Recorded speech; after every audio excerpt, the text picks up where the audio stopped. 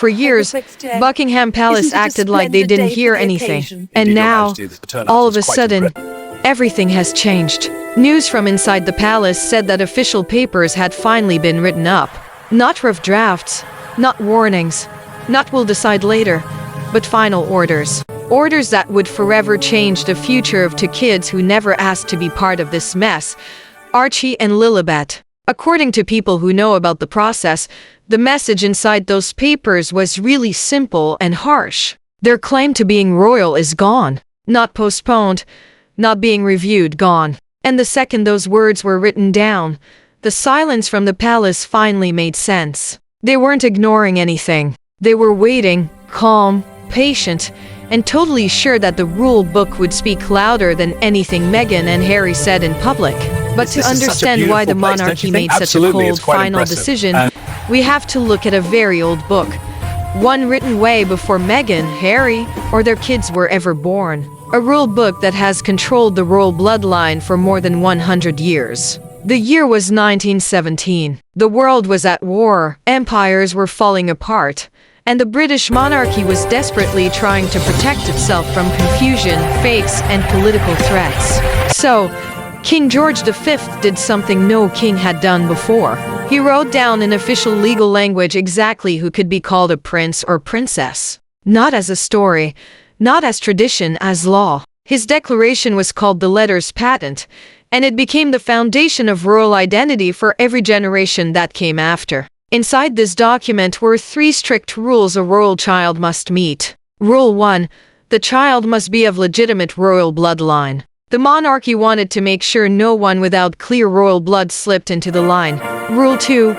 The child's birth must be formally recognized and recorded by the crown, not by a press release, not by a private announcement, by the royal household itself. Rule 3.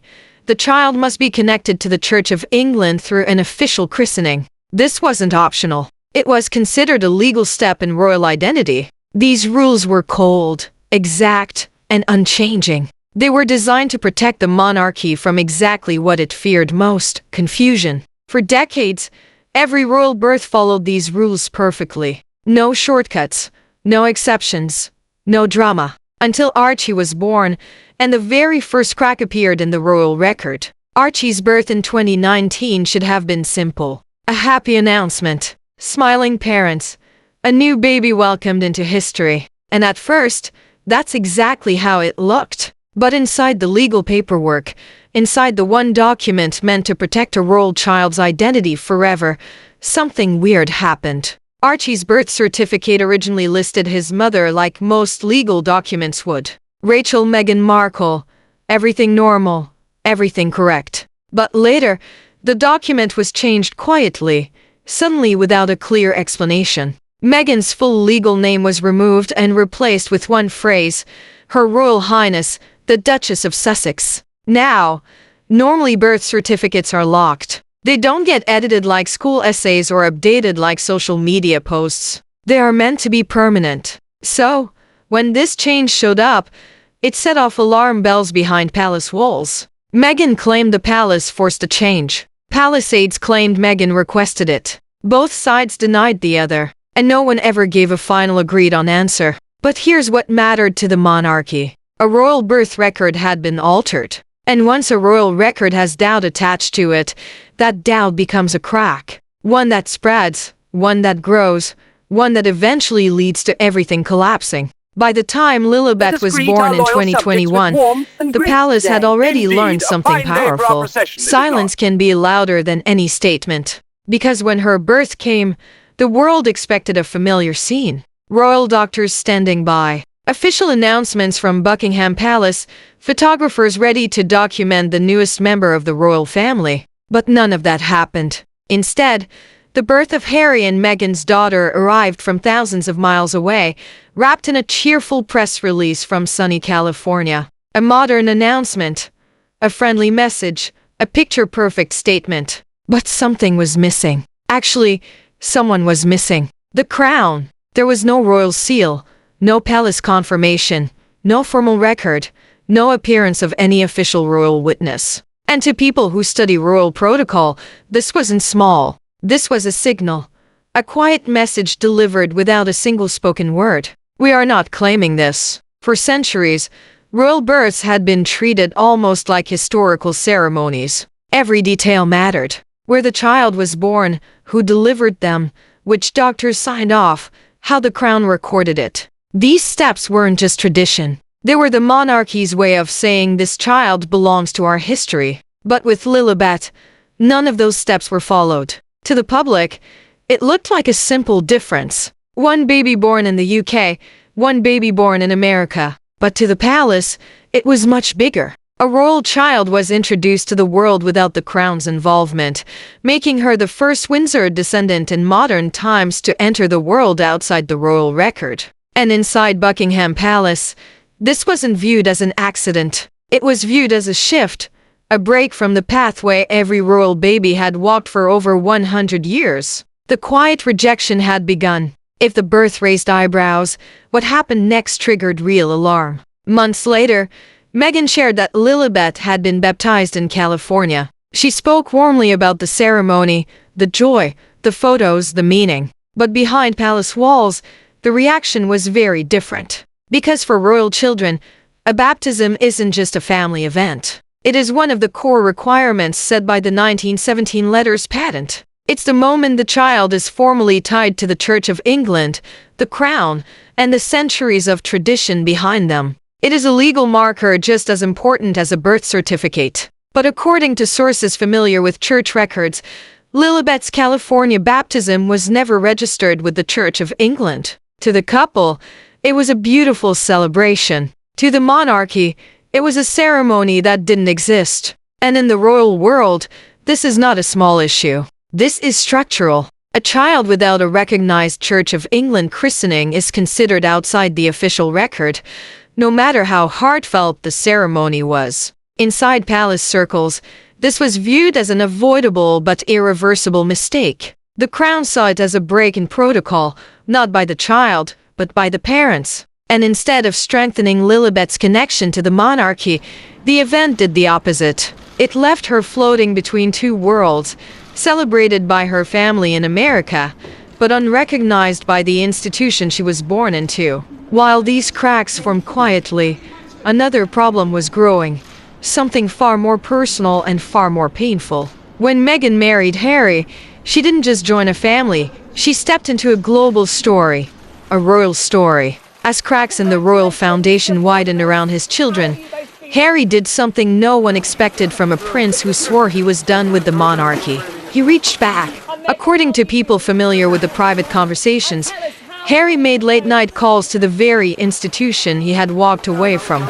These were not strategic calls, not polished media-ready speeches. They were emotional, personal, pleading. He begged the palace to reconsider, begged for Archie and Lilibet to be written into the royal record, begged for the titles he believed his children deserved by blood.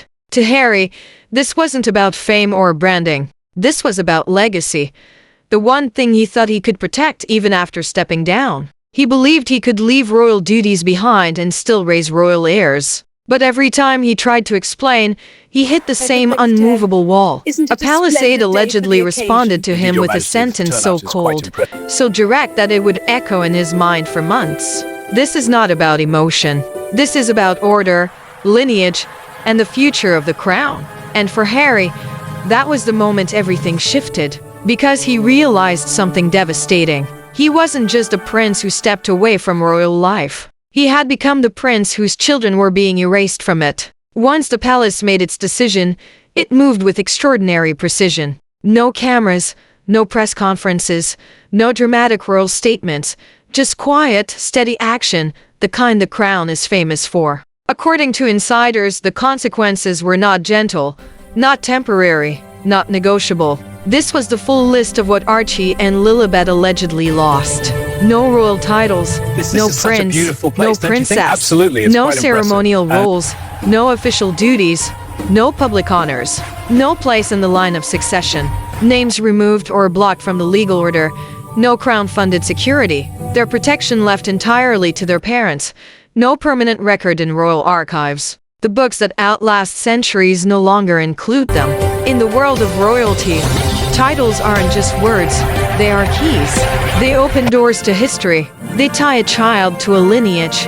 They guarantee a place in a story larger than any individual. Without those keys, a royal child becomes ordinary. And that is exactly what the palace's final orders did. They stripped away everything that connected Archie and Lilibet to the centuries-old Windsor legacy. Not as punishment, not as revenge, but as protocol. The monarchy had acted and nothing would be the same again. In the end, Buckingham Palace never shouted, never argued, never tried to out-talk the whirlwind of interviews, podcasts, or documentaries. It didn't need to because the monarchy has always understood its greatest power: silence. Silence is not emptiness. Silence is strategy. Silence is the crown's way of saying everything without saying a word. For years, the palace watched from a distance, quiet, still, patient. It watched Meghan build her brand as a royal mother. It watched Harry struggle to bridge two worlds. It watched the documentaries, the public speeches, the palace criticisms, all without responding. Because the monarchy knew something the rest of the world forgot. Power is not proven with noise. Power is proven with finality. And when the time came, the crown acted with the cold precision of an institution older than empires. It erased titles. It rewrote records. It removed names from history's path with a message that will echo louder than anything Harry and Meghan have ever said. The crown does not bend. Not for personalities, not for celebrity, not for noise or attention. And once the crown chooses to erase your place in its story, you are not a rebel. You are not a threat. You are not even a chapter. You are simply gone. That is the monarchy's final message. Chilling, quiet, permanent. And it leaves one last truth lingering in the air. Archie and Lilibet will grow up loved, protected, and free. But the pages of royal history, the pages that last longer than any interview or documentary, will not carry their names. The absence is the punishment. The silence is the answer. And the decision once made is forever.